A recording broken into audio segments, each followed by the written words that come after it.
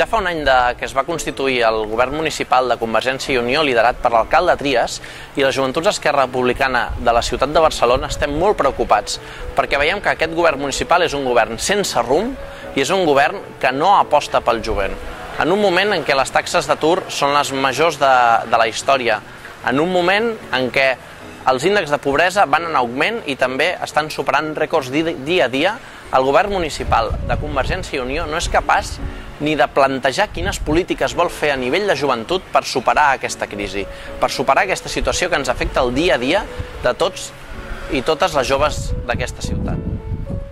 Un dels casos més paradigmàtics és el del Pla Jove. El Pla Jove és el marc on s'inclouen totes les propostes que vol desenvolupar l'Ajuntament per tal de fer front a aquesta crisi i ajudar els i les joves d'aquesta ciutat. Portem un any i encara no s'ha plantejat. No s'ha plantejat ni com es vol fer i encara estem molt lluny de que s'aprovi i, per tant, de la seva execució.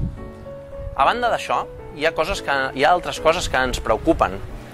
com és la determinació del govern municipal a l'hora de prendre mesures com són l'augment de tarifes del transport públic d'una forma totalment desmesurada i fora de qualsevol lògica social,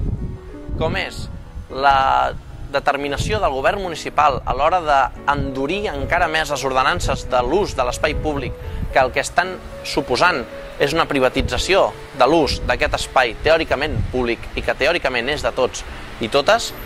la determinació a l'hora de voler canviar el model d'escoles bressol municipal, un model d'èxit i que garantia, amb tots els seus petits defectes, però que garantia que la majoria de joves amb fills de la ciutat de Barcelona els poguessin donar una educació i poguessin conciliar vida laboral i familiar. I, per tant, estem veient com aquest govern municipal, en lloc de tenir determinació per lluitar contra la crisi, només té determinació per lluitar en aquelles coses que li interessen.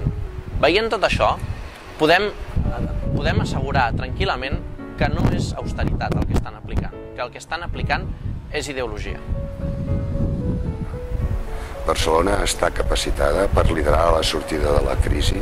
tant de la mateixa ciutat com de Catalunya. I això ho ha de fer des d'una forta capitalitat i amb una forta inversió.